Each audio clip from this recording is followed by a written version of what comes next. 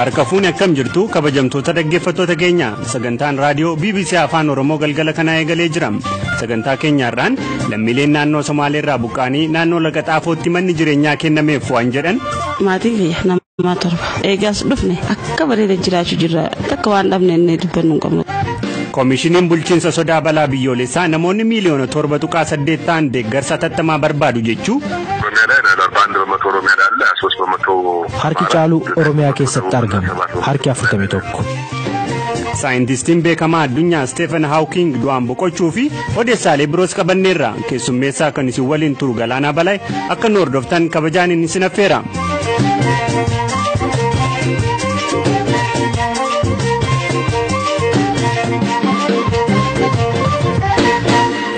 Rakkoo nageenyaa naannoo Somaaleetti tureen uummata Oromoo qe'eef qabeenya isaaniirraa buqqaanii buufataalee daannoo garaa garaatti qubatanii turan deeggarsa mootummaa naannoo fi uummatarraa argameen hojiin dhaabbiin qubsiisuu eegalamee jira. Waayilli koo Baqqalaa Atomaa Finfinneetti argamu godina addaa naannoo Finfinnee dhaqee isaan daawwateera. Daqiiqaa muraasa dura bilbilaan argadheen gaaffilee garaa garaa gaafadheen ture. Naannoo kam daawwattee maal taajjabde gaaffii jedhuun hin eegale. Galatoomi Galaana akkuma kaastee mootummaan naannoo Oromiyaa lammiilee naannoo Somaaleerraa buqqaanii kaampii garaagaraa keessa turan qubachiisuu eegalee jira. Kan qubachiisaa jiru magaalota naannoo Finfinnee jiranii. Ani kanan deeme gara Laga Xaafoo ture.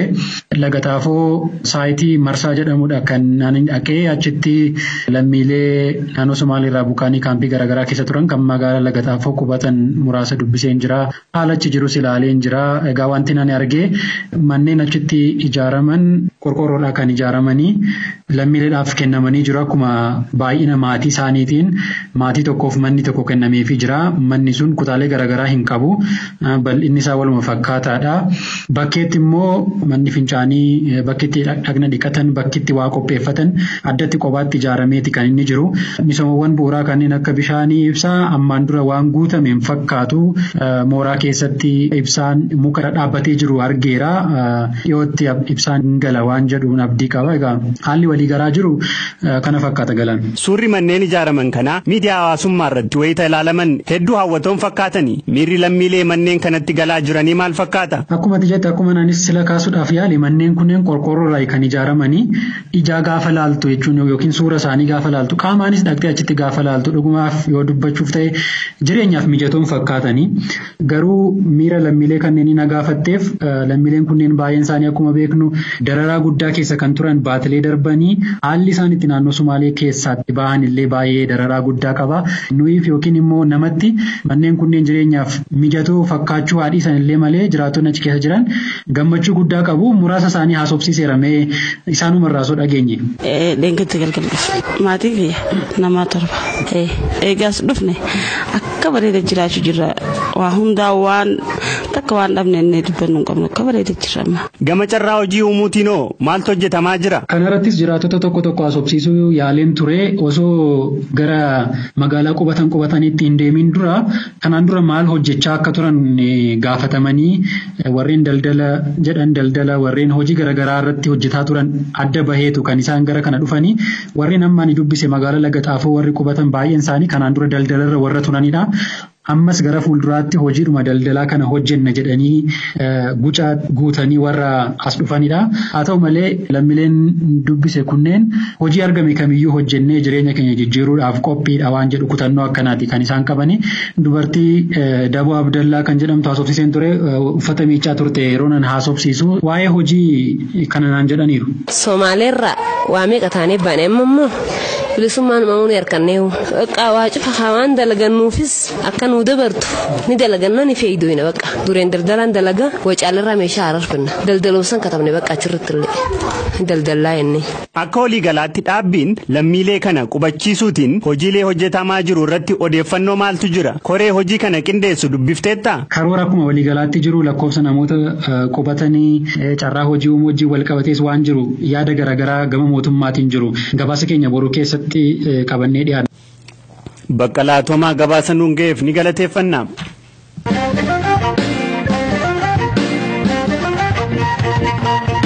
Koomishiniin bulchiinsa sodaa balaa biyyoolessaa Itoophiyaa keessatti lakkoofsi namoota deeggarsa tattamaa barbaadanii miliyoona 7.8 ta'uu beeksise. Koomishinarri koomishinichaa Mitikkuu Kaasaa qopheessaa sagantaa afaan Amaaraa Qaal Kidaanii Balxaal waliin haasa'aniiru.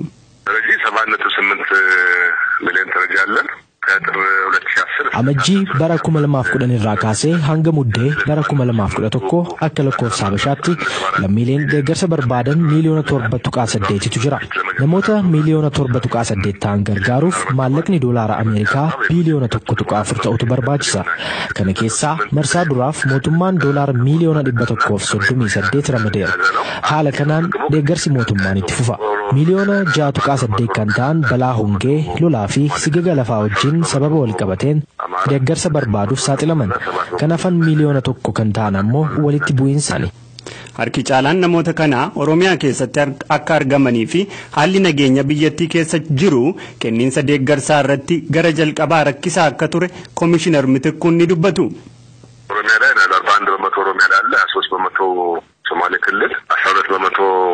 Harki caalu Oromiyaa keessatti argamu. Harki 41. Harki 23 Somaalee, harki 12 Amaaraa, harki 9 naannoo Kibbaa, akkasumas harki 7 Tigraayitti argamu. Kanaafan naannolee hafan keessatti argamu. Hongee wajjin kan wal qabatee naannoo Kibbaa fi Kibba Bahaa biyyattiitti waan tureef kenniinsi deeggarsaa danqa malee gaggeeffamaa jira. Gara jalqabaa walitti bu'iinsa wajjin wal qabatee naannolee tokko tokkotti danqaan tureera.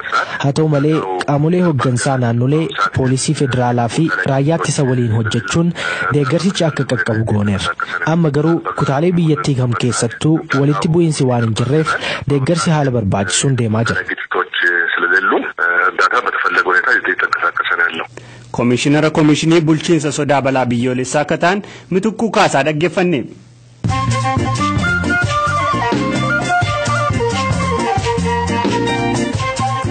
Amma immoo odeessaalee addunyaa gaggabaabsee nutti himuuf waa'illi koo Biraanuu Gammachuu as istuudiyootti argama.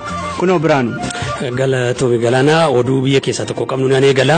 Lakkoofsi lammiileen Mooyaalee irraa gara Keeniyaatti baqatan 8,000 qaqqabuun ibsame. Waldaan Fannoo Diimaa Keeniyaa baay'inni baqattoota kanaa dubartootaaf daa'imman ta'uu ibsee lakkoofsi kun dabalaa akka jiru seera. Dhukaasaa miseensonni raayyaa ittisa biyyaa sanbata darbe lammiilee nagaa irratti qaqqabsiisanii namoonni 9 du'uun isaanii mootummaan ajjechaa kana garuu dogoggoraan uumame jechuun isaanii yaadatama. Muummichi ministeeraa British Theresa May dippiloomaatota Raashiyaa United Kingdom keessa jiran 23 ariif akka jirtu ibsite. Tarkaanfiin kun deebii Raashiyaan yeroo kennameefitti ibsa waa'ee summii narvii irratti wal dhabaa jiran kennuu diddeeni. Imbaasiin Raashiyaa Londanitti argamu gama isaatiin tarkaanfichi kan fudhatama hin qabne jedheera. Ibsa paarlaamaaf kenniteeni muummichi ministeeraa Theresa May akkas jette. This will be the single biggest expulsion for over 30 years and it reflects waggoota 30 keessatti ari'annaan kun isa guddaadha. Kunis kan agarsiisu daba Raashiyaan biyya keenya irratti hojjechaa jirtu kan jalqabaa miti. Ari'annaa kanaanis waggoota dhufan keessatti dandeettii hojii basaasuu Raashiyaan UK keessatti taasiftu ni xiqqeessa. Yoo kan deebi'anii immoo ijaaruu barbaadan ta'es nuti akka isaan hin hojjenne ni taasifna. We will prevent them from doing so.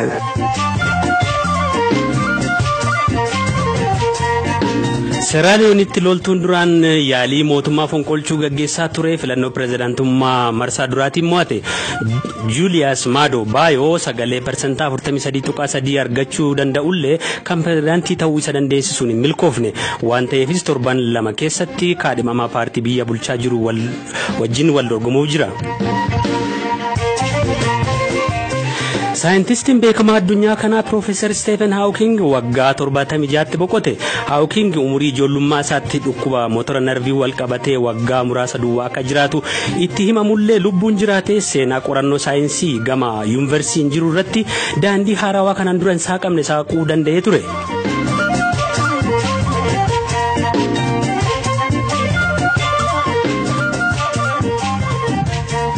Angela Merkel marsaa arfaffaatiif chaansileera Jarman taatee muudamte. Merkel kan filatamuu dandeesse qindoomina paartii ishee fi kan warra Sooshaal Dimokiraatii uumaniin sagalee paarlaamaa keessatti kan barbaachisu guuttatteeni.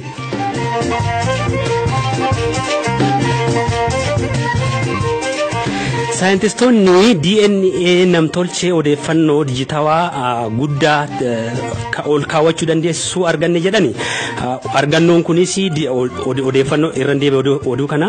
Saayintistoonni DNA namtolchee odeeffannoo dijitawaa guddaa ta'ee saddeet tokko ol teessuu dandeessu arganne jedhani. Argannoon kunis viidiyoo fi suurawwan hedduu kaawwachuu dandeessa jedhameera. Ayyee Biraanuu Gammachuu odeessaalee nuun geesseef hedduu galatoom.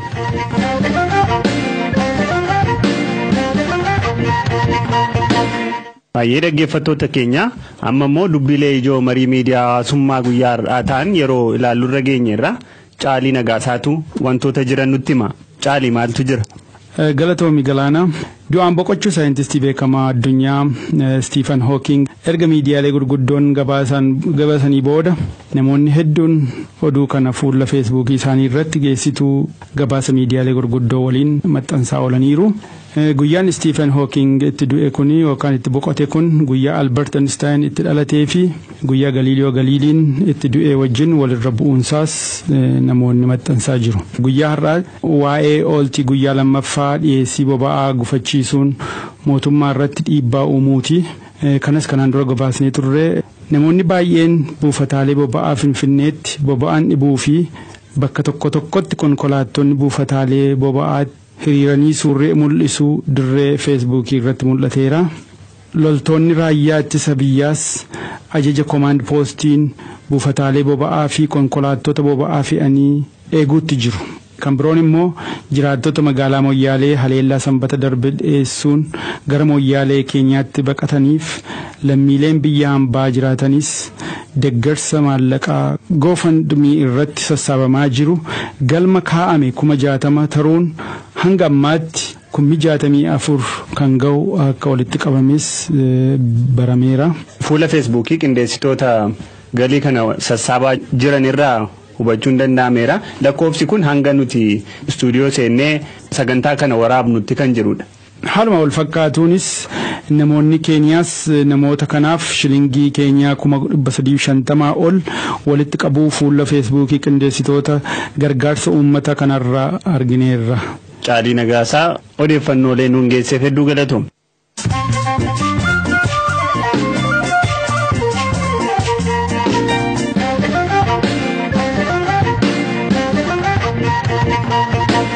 Sagantaa keenya qubsuma koo jedhuun ammoo lammiilee Itoophiyaa fi Eertiraa biyya hambaa jiran isin waliin wal barsiisna. Dabareen har'aa kan biyya Ameerikaa kutaa Kaalifoorniyaa jiraattu Obsee Lubooti.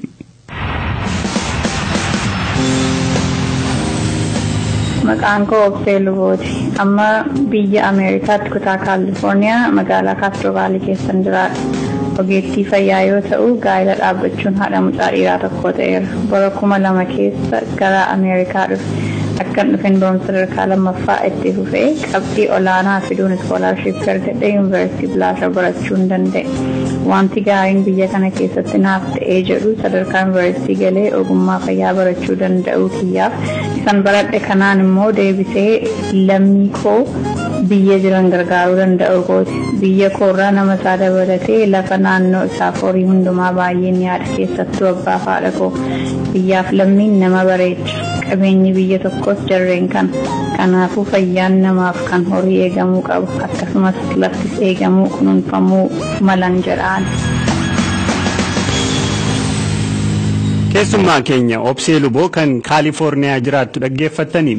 Kabajamtoota dhaggeeffattoota keenya sagantaaleen keenya har'aaf jenne waanumaan gammaatti hordoftanidha. Odeessaalee har'a isiniin geenyee fi kan biroos fuula feesbuukii keenya BBC News Afaan Oromoo akkasumas marsariitii keenya bbc.com/afaan oromoo milladha. Sagantaalee keenya dabareen isin biraan gahaa kan ture ani Galaanaa Balaay waan nu wajjin jirtaniif BBC Afaan Oromoo irraa galanni keessan guddaadha. Odeessaalee tamsaasa keenya kallattii feesbuukii marsariitii keenya irratti kaa'uu jalqabneerra yoo isin darbeera ta'e achirraa hubachuu dandeessu waan nu wajjin turtaniif ammas galanni keenya guddaadha. Horaa bulaa deebana.